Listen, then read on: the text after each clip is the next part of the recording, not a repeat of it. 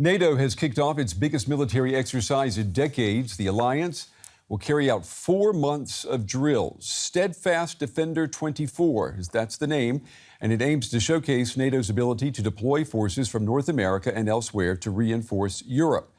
31 NATO members and Sweden are taking part in the exercises, which will involve around 90,000 troops. The drills include naval vessels, dozens of aircraft, and more than 1,000 combat vehicles.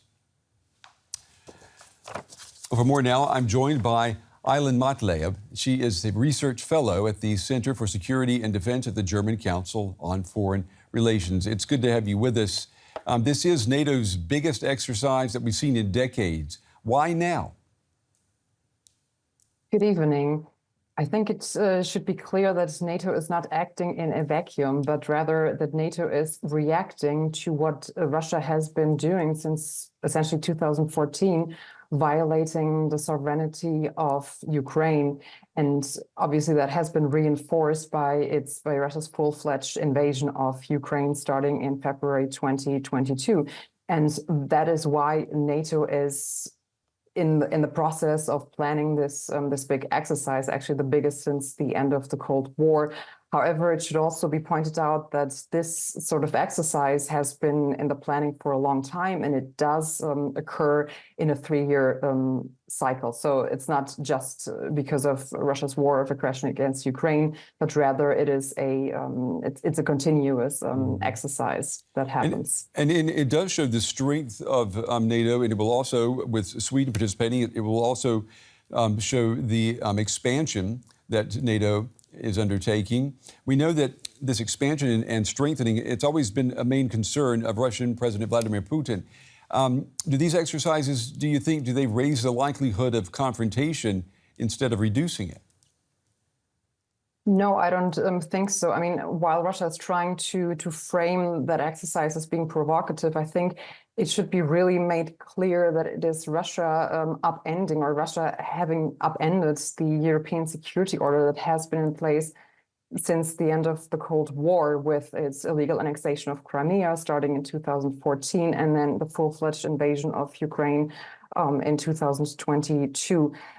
I would still say that the likelihood of a military confrontation between Russia and NATO has been obviously higher since 2022 and has been at the sort of highest in many years. But that is not down to NATO exercising its defense plans, but rather Russia attacking Ukraine and also using very aggressive rhetoric against NATO allies. A lot has been written about NATO members thinking twice now before they send lots of weapons to Ukraine. The thinking is that they themselves may need these weapons to protect their own borders in the future. How realistic would you say is the Russian threat to NATO? I think it is realistic, and NATO does say so. It has said so also in its latest update of its strategic concept that was updated in 2022.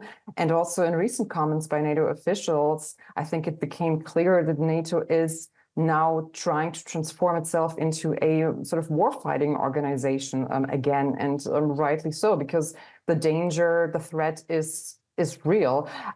I think it is very difficult to seriously assess when exactly NATO could be attacked by Russia, or whether it will happen at all. But I think for a defense alliance that is in the business of preparing the defense of its allies, I think it's only prudent to plan for such a scenario.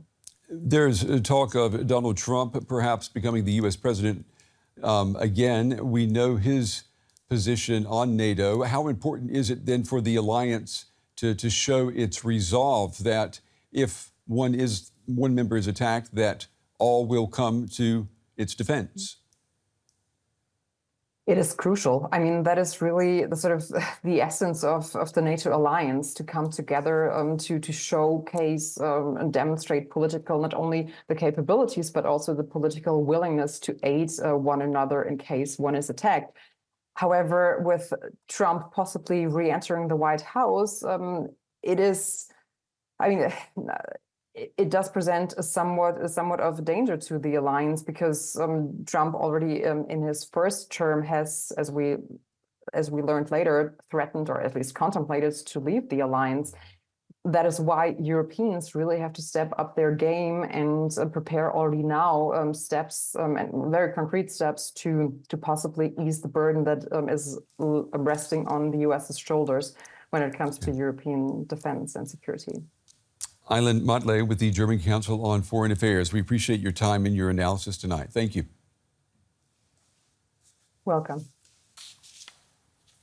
And let's get more on that. We are joined by Elisabeth Braw. She is Senior Fellow at the Atlantic Council's Scowcroft Center for Strategy and Security. She joins us from Washington, D.C. Thank you so much for your time this afternoon. It's NATO's biggest exercise in decades. Talk with us a little bit more about the timing. It is, as you say, a massive exercise. And in fact, it's the first exercise of its kind since the end of the Cold War. It's an exercise practicing the movement of NATO forces within NATO territory, including the US, which means bringing a lot of troops from the US. And the last time NATO practiced it at this scale was during the Cold War with something called Reforger. And now we are back with this massive exercise, no longer called Reforger because Reforger was return of forces to Germany. And now Germany is no longer the front line. The Baltic states and Poland are the front line, which is being practiced. And for obvious reasons, because that's where there could be potential harm. And that also explains the timing, because the situation at the border of the Baltic states and Poland has deteriorated in the past couple of years. And the strengthening and the expanding of NATO has always been one of the main concerns of Russian President Vladimir Putin. So can you explain, how these exercises, to what extent they raise the likelihood of confrontation instead of reducing it? The Russians will always say that a NATO exercise is confrontational, but NATO has always made the case during the Cold War and today that it's a defensive alliance. It's only there to defend its territory. If you don't enter NATO territory, NATO won't do anything to you. And what also dates back to the Cold War is this sort of scaremongering on the Russian side or on the Soviet side, as it was then, that NATO had hostile intentions or aggressive intentions. So Russia will do that once again and probably have some success because this is a very significant exercise. But they've been scaremongering so much over the past 5-10 years. I don't think people will be as receptive to that message as they may have been 10 years ago. In the context of the war in Ukraine, I mean, the Russian military itself is very much occupied there. And I'm just wondering how that has been impacting the expert view of where the Russian threat to NATO stands right now.